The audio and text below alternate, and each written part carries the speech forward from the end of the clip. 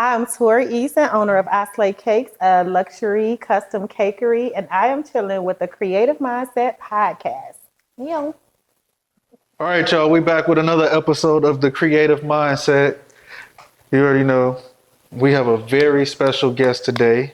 I am the dream architect. Today we have the cake architect. I want to welcome Torie from iSlayCakes, y'all.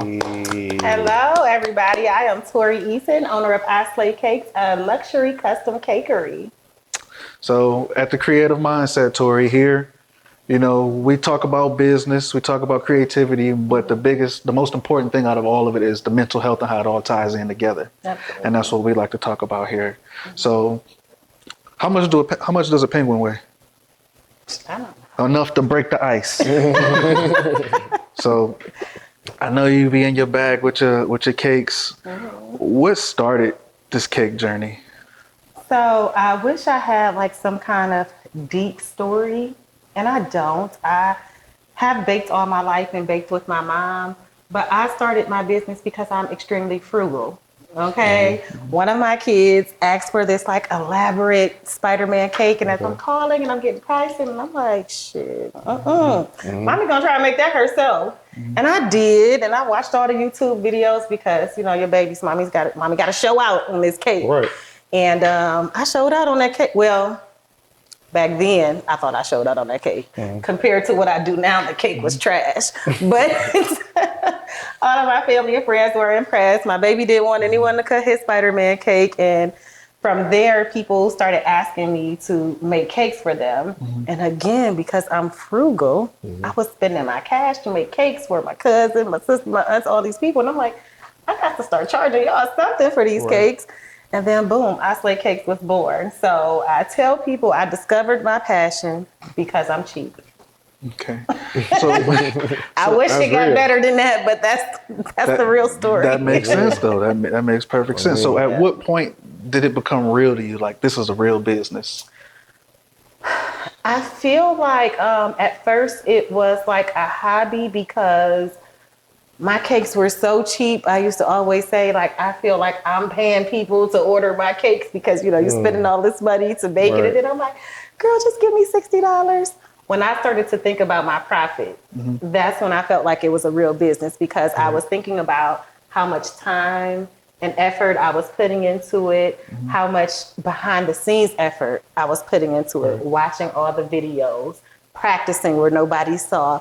All people saw is what a customer got or a client got. You know, they didn't see all the behind the scenes hours of me fucking cake. Can we say something? Messing cakes up, okay? Messing cakes up. I mean, cake terrible. They didn't see all of that, right? And so when I started to think about, wow, I'm taking time away from my family, I'm spending money, I need to start making a profit with this. And that's where the actual business model and getting serious about learning about the business aspect of it. The artist had already been discovered, you know, or, you know, awakened. So, yeah, when I started to think about my coins, again, I'm frugal, so I'm all about my bottom line. At the end of the day, I'm an entrepreneur, right? So when I started to think about that, it became a real business. Okay. Safe to say you done scrapped a couple cakes that you done made. To this day, I'm humble enough to admit, I mean, they don't get scrapped. I'm the only woman that lives in my house, right? So, well, my mom just moved in, so now it's a little bit of balance in there. But they get eaten.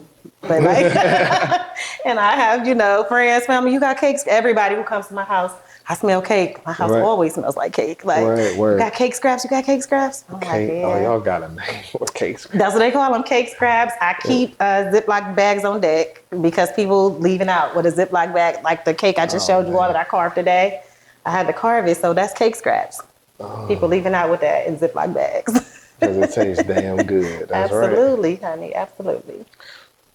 So tell me, by this being like a hobby, you for sure acquired your baking skill set from bonding time with your mom. Has there been a moment, well, not has there been a moment, because there may have been a moment, but what type of impact has baking had on your mental health, and have you overcame any obstacles when working on your craft? Because us as artists, we kind of work out of emotion, and we Yeah. put our emotions into a lot of our projects. Can you talk to us about what that process was with you, or have you had a remember a particular moment where you put your everything or an emotional impact happen and you put it into a cake? So for me, the artistry of, so I don't consider myself a baker. I consider myself a cake artist because I believe what I produce is edible art, right? And so it's a release for me.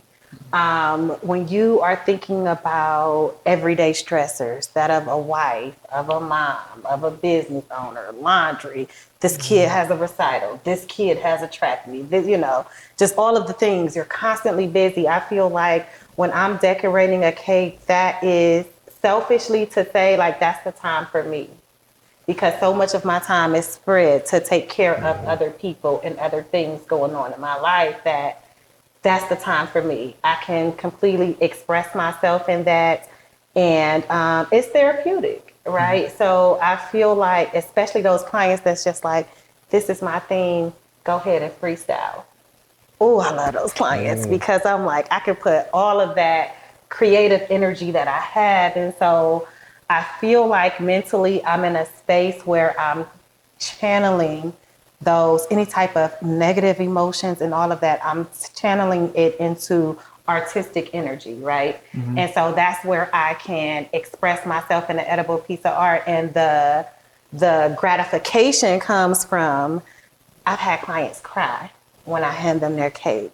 I did a cake for a repast, and a person told me all the things her dad loves and sent me some pictures of her dad. And when she got that, she just bawled. And I held her and she bawled, right? That's the gratification where I feel like my art makes a difference. So it's okay that I was up all night making this cake and I'm tired and I've had a long day and blah, blah, blah. That's the gratification in expressing emotion through art. So a lot of our guests has described their artistry the same way you have. Is it safe to say that it has become a form of therapy to deal with day-to-day things that we sometimes suppress, we may not speak about, but it comes out in our work? Absolutely. Absolutely, 100% I would say that.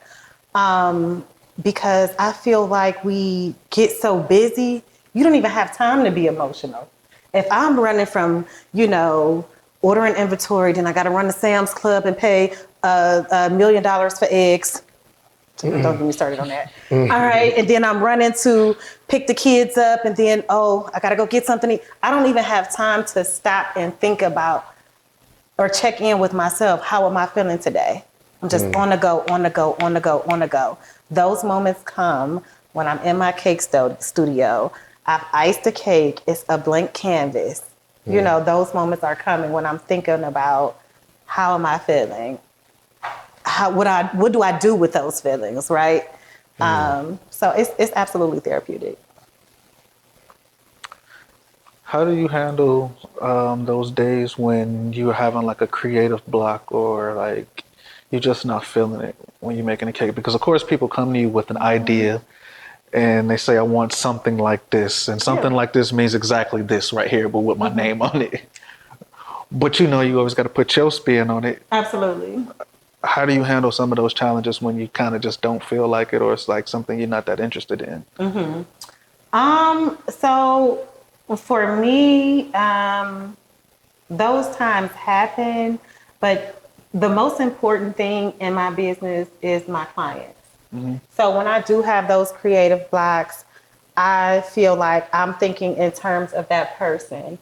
This is her daughter's sweet 16. Her daughter is her princess. She's her everything. This is a single mom who worked hard to do everything and provide for her baby. And now she's here at that, transitional moment of turning 16. You are becoming a woman. You're a young lady. When I think about the people, right, that's what motivates me and gets me past that block. Because to me, the block is almost selfish, right? So if I'm thinking about how this mom wants to show up for her baby, that resonates with me because I know the type of mom that I want to show up for my children, right? So in that moment, it becomes less about me and how do I allow this mom's feelings and emotions to show up? How do I allow her love to show up on this cake for her daughter? I like that.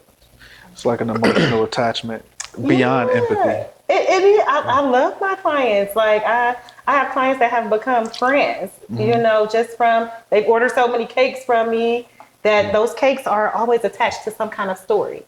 All right. So I'm ordering this cake because this, and this. That's my cousin, but we grew up together. That's like my best friend. We more like sisters than cousins. That's my girl. You got to make sure her shit is tight. You got to make sure her shit is right. That's my baby.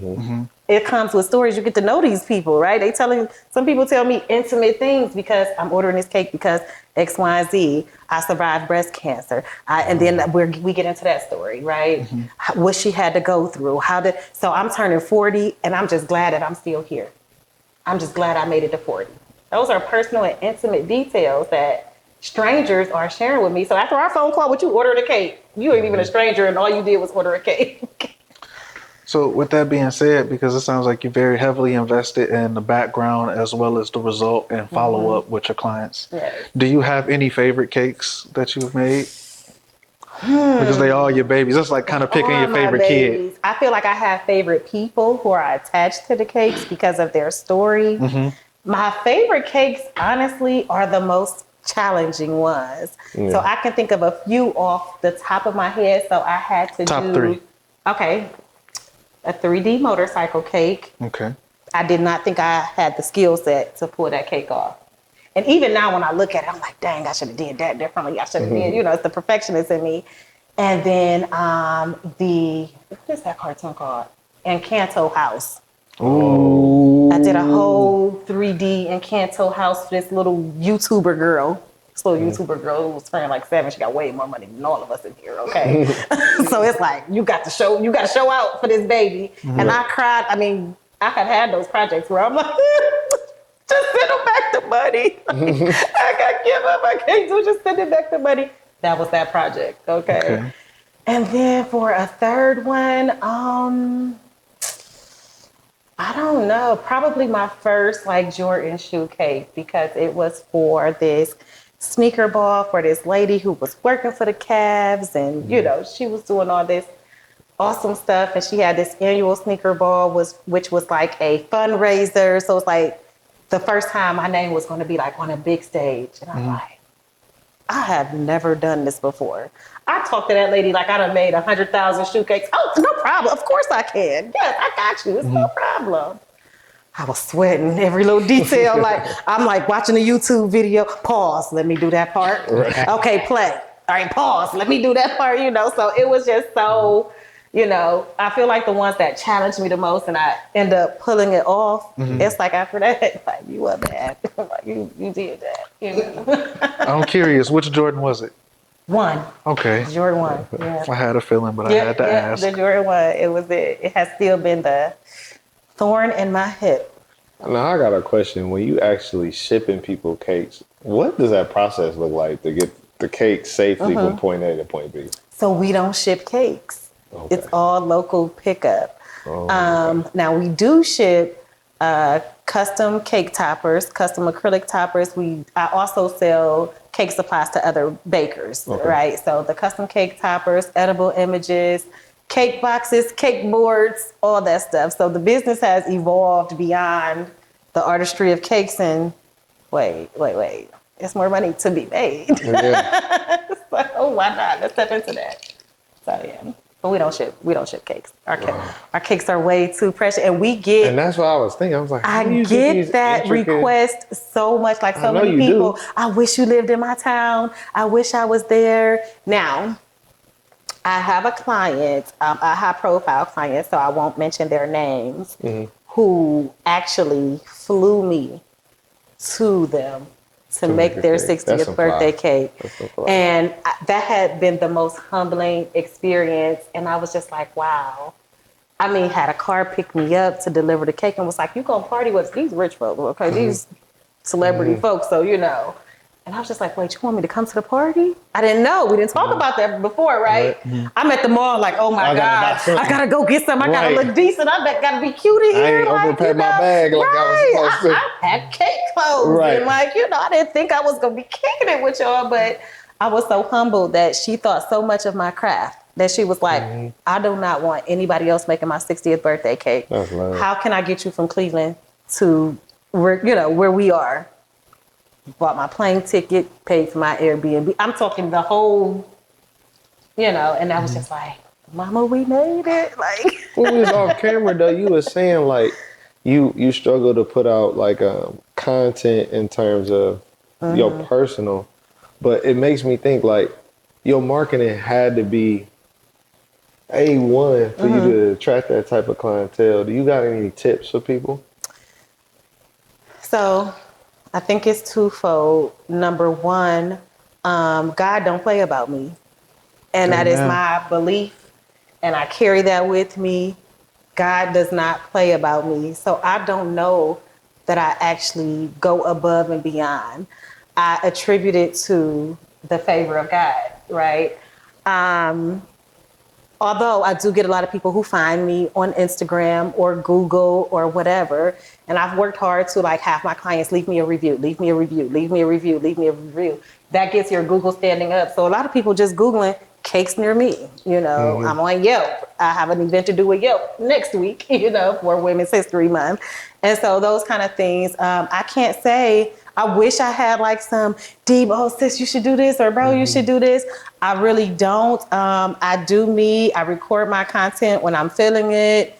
I post my cakes, and sometimes it's not even great interaction on it. And someone will say, hey, I've seen this cake that you made. It could be a cake that got 15 likes on it. You never know who you are reaching. I ran into a college buddy.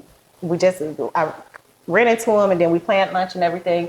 And he was like, you don't know how many people I have referred to you for cakes. I mean, it's somebody I have not talked to in 20 years, He's like, you don't know how many people I've referred to you for cakes. I just watch your page now. I've never seen him show up on a like or anything like that. But it does not matter. This man done referred people to me. Like, I watch all your videos, right. So you never know who you are touching just by posting your stuff. So I wish I could offer something a little more salient. That was solid. That's what it is. The product sells itself, basically. It sells itself, yeah, it does. What I pull from that is do what you love and be authentic. That's it. Because it's kind of funny, that's how this became a thing. Yeah. Us just setting up the camera, talking, and then talking about our life and just being who we are on the camera. And before you know it, there was a lot of suggestions like, hey, so where can I find a podcast? Yeah. And it wasn't a podcast. It was literally just us sharing our thoughts, you know what I mean? And out of nowhere, you get people when you run into them in traffic, and it's like, hey, I seen the podcast, man, y'all doing your thing. It's like, it's not a podcast. Yeah. So now it's a podcast. Right. Things happen organically. Again, look at how my business started. I didn't have in mind, I'm going to start this great baking business. Nah, I just didn't want to pay $300 for a cake. Yeah, that's real. Things happen organically. So every creator has a way that they get into their mode, to start whatever it is that they're creating on. Walk us through the process, what you do when you get ready to bake a cake. So sometimes, to be completely honest, it's dread. Like, damn. Because I know once I'm down here for hours, right? It's a thing. It's a lot of sleepless nights in this business, or, so it's like, all right, let me make sure I ate, make sure the kids right, grab my drink. Am I listening to Luther, Babyface, Anita? Get my vibe right with my music and just get to it. I will watch a couple videos, go back through my orders, go back through some of my text messages with my clients. And sometimes the craziest things will be the inspiration to me. Not the picture that they sent me or, whatever. It'll just be something like, I trust you, girl. I know you got this. And in my mind, it's like, I got this. This girl don't even know me. She like, I trust you. I got this. Honey, I got my music playing. I'm in a vibe. And baby, I will say that if I didn't sip a couple sips, these cakes would probably be whack. I'm gonna sip a couple sips, and that's just That that. drink. You know, I ain't gonna be busted making y'all cakes, but I'm gonna feel nice and get the vibe right. Like Pops used to say, everybody needs a little taste. A little bit. Never hurt nobody. That's something we don't talk about, or we haven't asked any of our guests, bro. We haven't asked any of our guests how do they use external substances in the creative process. Like, I think about it with me writing. I can't recall too many times I was smoking because I smoke, but I do need a little bit of drink, just a little bit, and lock my brain a little bit. I feel like it almost loosens you up. It lets to me, it's like if I'm thinking about being loose to let the art flow onto the canvas, that's what a little taste get. It's like I'm feeling warm. I'm feeling, I'm loosened, because if I'm rigid and I'm cold, how is that art going to flow out onto my canvas? I get loose, I get a vibe, I get comfortable, boom. That's the natural flow. And I am not encouraging folks. You was fixing yourself to say something. I was about to say it, but then it was like kind of who cares? Because I know you do. Because them lemon and them strawberry cupcakes is dangerous. Let me tell you, and my whole plan all day was to bake some cupcakes to bring. I promise you it was. And then I just got behind schedule. I'm not gonna even cap. I got behind schedule and was like, they shit out of luck. They just getting me. That's all right. That's all fine. I got. That's all right. Your presence, we appreciate it. I appreciate like I said, it's been one of those days. So it was like, I wanted to. Typically, everywhere I go, my gift is just like, it sweetens. You see, you get that play on words. It sweetens, my reception to people. So if I'm going in a new space and like, hey, I'm Torie, here's some cupcakes. People are like, oh shit, I like her. You pitching your business. That's the way to reel them in real quick. Who does not like cupcakes? I was telling Don about when we was recording at your spot and I was icing the cupcakes. I'm like, I'm telling you, this cake good as hell, boy. You gotta try it. I hope she brings some. But I didn't want to put too much pressure on you having you prep that. That was on my mind. Because I'm talking about, I was like, Dream Architect's cake is coming soon. Let me tell you, he was focused. I gotta find the footage in my phone to show y'all. He was super, and these were like, I think they were mini cupcakes. They weren't even regular size cupcakes. Oh, hell those. Yeah, I dogged them. I dogged them. That's how we met at a bridal show, and I do mini cupcakes for samples at bridal shows and stuff. So yeah. How many weddings have you done? Shit, I don't know that I can. I don't know. That's a good thing. Yeah, that's good business. I love weddings. Weddings and baby showers are my favorite. They're my favorite. What I did want to ask you is, so the accountant in you is why you started baking cakes. Yeah. And then you're naturally a creator at heart, you're an artist. But when you got into that market of making cakes, did you ever feel like there was any competition? It was very intimidating. And it's hard not to look at people who, especially starting off as a very novel cake artist, right? It was very intimidating because, all you have to do, and that's what anything these days, right? Everything makes it seem like you are not doing as good as the next person, or you're not as pretty, your body's not as fit, your cake isn't as good, your man don't love you as much. Bitch, you gotta pay a light bill. You're not a good wife because your man not. Everything makes you feel like your life is less than. Right. So I think that is a mental prison that we keep ourselves in with the constant feeding of social media and this constant, you are not good enough. You are not good enough. You're not living up in the comparison. And I was on that hamster wheel for a while. One thing I think was the positive thing out of it, it's because I've never been a jealous-hearted person. So those kind of things just encourage me. Damn, sis doing her thing with these cakes. Let me hit her up and see, you have any suggestions, any classes you've taken? What kind of fondant do you use? Or how did you do, whatever. So it awakened in me, like, if she's doing that, I can do that too. If she's capable. So it really made me to step my game up. But in the beginning, it was just like, when I'm producing cakes that I'm just like, the client outside, and I'm looking at this cake like, ooh, she gave me money for this. I'm gonna explain how trash this cake is, right? And so it was in those moments that I would think like, oh, this is not the business for you, right? Because I have my artistic side, but I'm also an intellectual, right? So I'm like, girl, you got math. You can do school with your eyes closed. Go ahead and go back to the corporate world and do you, right? So it's just a thing of number one, being grounded in who you are, and understanding that there is no equal comparisons, and also understanding people putting their best shit out. I'm not gonna I still do a bad cake from time to time. Instagram will never see it, right? They are only going to see my best shit. So it's a highlight reel. yeah. It's definitely, when you were speaking, it did give me a thought. I think we talked about it yesterday in the Den talk, redefining success. Yeah. You have changed the definition of success with your perspective and how you took on your artistry. If you had to define success, what is your definition of it? My definition of success would be creating my own lane. If I'm creating my own lane, I determine where that lane goes.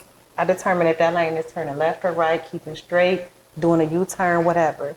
If I'm creating my own space, that's making me the master of my own destiny. I'm not trying to be in her lane, his lane, whatever, right? So I think that is how I define success. If you create your own lane and you stay your path and you create your shit how you see fit, that's success. Always come back to being you. Just be you. Being your own lane. Yep. Yeah. When we talked about redefining success, people always think of a monetary thing in most cases. And it was kind of funny that every guy yesterday, when we spoke about redefining success, it was milestones. It was a milestone thing. So, of course, you define success as getting your own lane, creating that lane, staying in that lane, flourishing in that lane. At what point in making, designing cakes did you feel like, okay, I'm successful at this? Because you spoke a little bit about comparing yourself, and social media does make us fall into those traps sometimes, and comparison is the thief of joy. Absolutely. But when did you become, at what point or how far along were you with designing cakes to where you started patting yourself on the back and you was like, I'm really nice with this? I have not reached that moment yet. Really? Because I feel like crazy. the moment that I reach that point, what am I working toward? Okay. I want to stay hungry for that. I want to stay motivated for that. I want to give each and every person who spent $1 with me the notion that I'm still fighting for that approval from them, because in this economy, people can be spending their money on anything, right? Anything and everything. A cake is the last thing on a priority list of what you want to spend money on when you are thinking about in terms of this economy and what's going on in government and all those things, right? So the fact that someone still deems me worthy of spending their hard-earned money with me, I have to look at it as I'm not there yet. I'm forever striving to that point. And I feel like if I ever get the sense that I'm there, that's when it will no longer be artistic for me. Have you ever thought about expanding to where you like have employees and teach them? Apprenticeship. So I've had employees, I've had assistants, I've had an intern. I still have someone who's like, if you would think of like PRN, bitch, I'm in a crisis. Come through. I got 2 clients on the way and 2 in the oven. Like, Right. I need you over here, right? And she's there, Johnny on the spot. That's my sis. She was my first assistant. And she has gone from assistant to, I'm her, I hate the term boss because I ain't the boss of nobody, but you know what I mean? Absolutely. And so, to when we call each other as bitch, that's our relationship now. So I've had that, but I'm also in a space where I am, I guess for lack of better words, and to be completely transparent, I'm in a transitional space, right? I don't know. And I'm going to be real enough to just say, I don't know how to answer that question right now because of the space that I'm in. It's that space where I'm in my lane, but am I turning left or right at the next stop sign? That's interesting. So, what keeps you motivated to keep going? I don't know. And honestly, I just don't know. It's something I pray on. I'm asking God for direction on. And I feel like it may be something that's necessary for me to step away because at some point, we sometimes take our gift for granted. You know I've taken my gift for granted and be like, shit, I just threw this cake together. She'll be all right. She's going to get it right. And so I feel like it's necessary at this point for me to step away from it. I'm in a space where I have a greater appreciation for my craft than I think I have ever had. The internal conflict that you feel, that's what make you great, though. I was told once that as a parent, I should be going to sleep thinking about the decisions I made with my children. Oh my goodness. Right before I go to sleep, they always cross my mind, like, did I say in these moments, in these pockets where I was with my child, did I say and do the right thing? Yeah. But that's what keeps you striving and driving yourself forward. Yeah.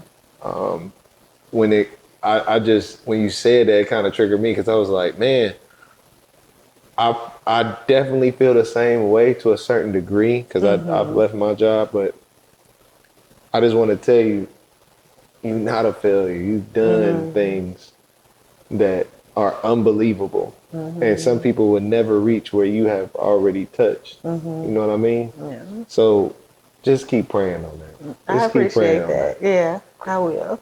I will. Thank you. Totally agree. Because when you use the word failure, failure is not necessarily you failing. Like, that's your ego. Yeah. That's literally your ego. I remember making comments like, I feel like I'm getting dumb. Like, I feel like because I can regurgitate on these cakes and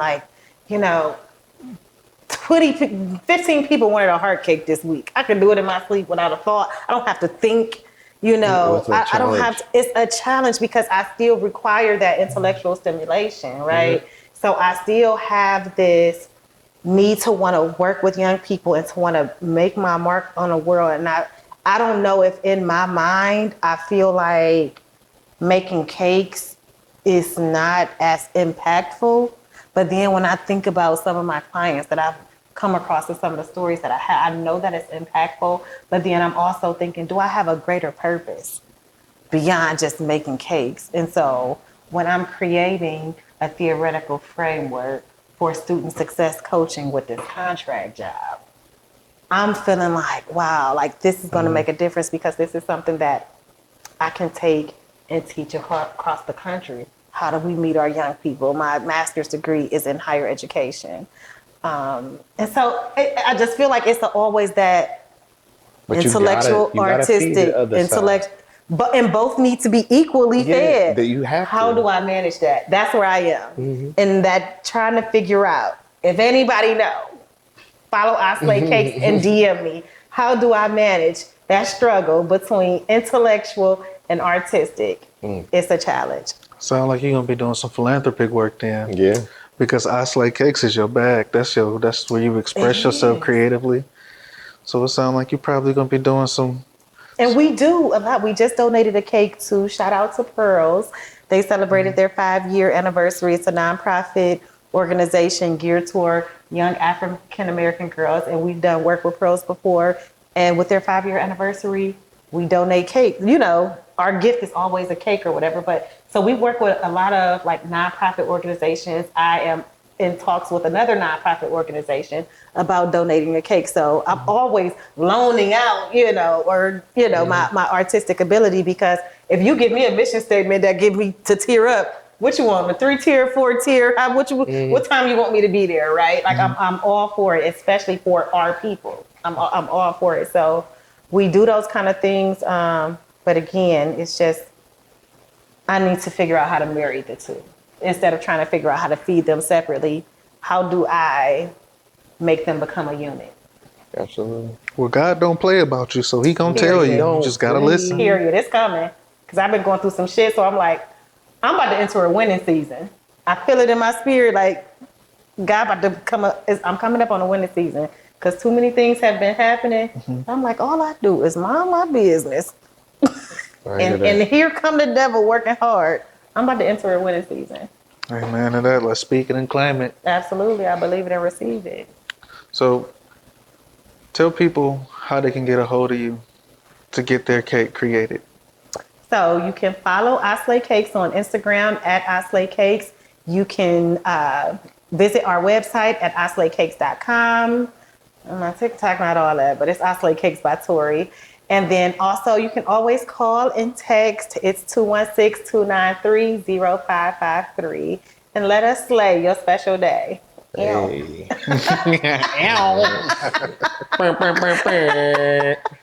Why y'all letting me be corny?